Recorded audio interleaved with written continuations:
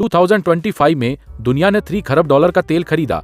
लगभग सभी का भुगतान एक ही मुद्रा में किया गया। यह इसलिए नहीं कि वह सबसे मजबूत या सबसे स्थिर थी, बल्कि 1974 में एक सऊदी रेगिस्तान में किए गए एक गुप्त सौदे की वजह से।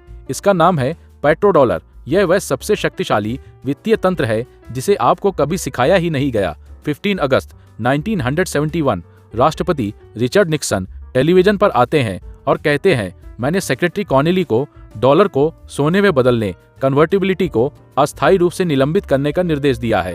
ये दूसरी विश्व युद्ध के अंत से डॉलर ब्रेटन वुड्स नामक एक तंत्र के तहत सोने द्वारा समर्थित था। कोई भी देश जो डॉलर रखता था वह अमेरिका के दरवाजे पर जाकर कह सकता था, मुझे अपना सोना चाहिए, कृपया, बिल्कुल, जरा इंतजार करें, ये रास्ता। इस व्यवस्था ने डॉलर को पृथ्वी पर सबसे विश्वसनीय मुद्रा बना दिया। लेकिन अमेरिका ने सोने की तुलना में बहुत अधिक डॉलर प्रिंट किए थे, युद्धों, सामाजिक कार्यक्रमों और कोल्ड वार खर्चों को वित्त पोषित करने के लिए। देशों ने नोटिस किया और एक एक करके वे अमेरिका के दरवाजे पर सोना वापस मांगने आए, तो निक्सन ने खिड़की जोर से बंद कर दी। अब डॉलर के बदले सोना नहीं मिलेगा। अब डॉलर कुछ भी द्वारा समर्थित नहीं था, सिर्फ ट्रस्ट, और ट्रस्ट उतना विश्वसनीय नहीं था। तब हालात और खराब हो गए।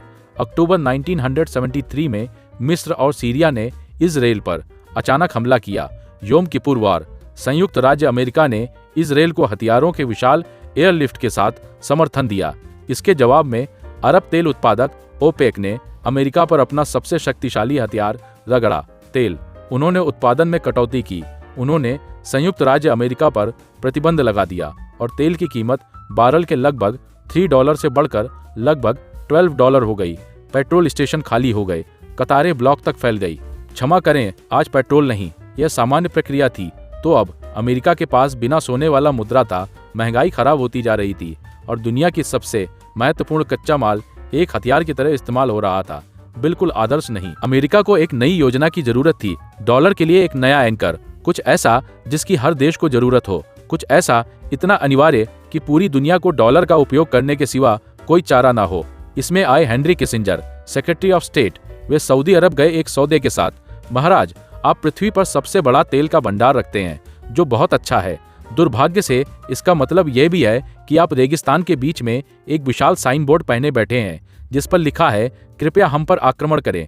तो चलिए एक सौदा करते हैं। आप अपना तेल US डॉलर्स में बेचें, अपना अतिरिक्त पैसा US ट्रेजरी बॉन्ड्स में वापस निवेश करें। बदले में हम आपको सुरक्षित रखेंगे, हम आपको हथियार बेचेंगे, हम तेल के क्षेत्रों की सुरक्षा करेंगे, और जो भी सऊदी अरब को छूने की सोचेगा उसे पहले हमसे पेश आना होगा।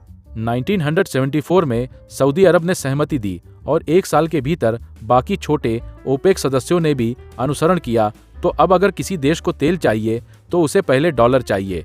वाला, पेट्रो डॉलर बन गया। लेकिन इस तंत्र की असली प्रतिभा सिर्फ यह नहीं थी कि तेल डॉलर में बेचा जाता था, बल्कि यह था कि वह डॉलर बाद में क्या करते थे।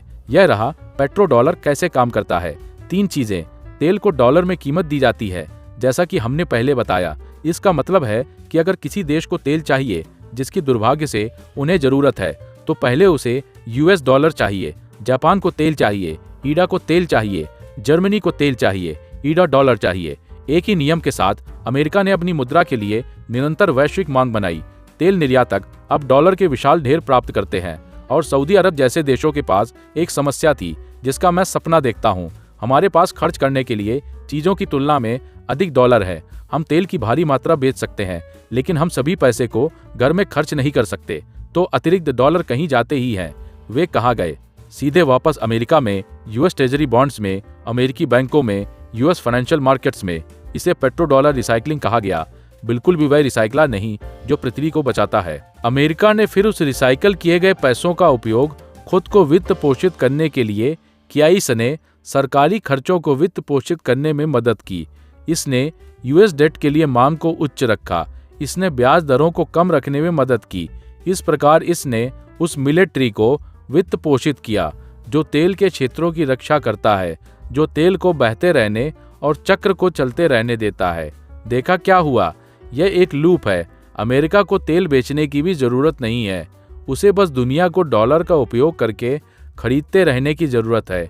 लेकिन पहेली का एक अंतिम टुकड़ा है, एक चीज जिस पर हिस्टोरियंस, इकोनॉमिस्ट और जियोपॉलिटिकल एनालिस्ट सभी इस बात से सहमत हैं कि यह तंत्र को जीवित रखने के लिए अनिवार्य है।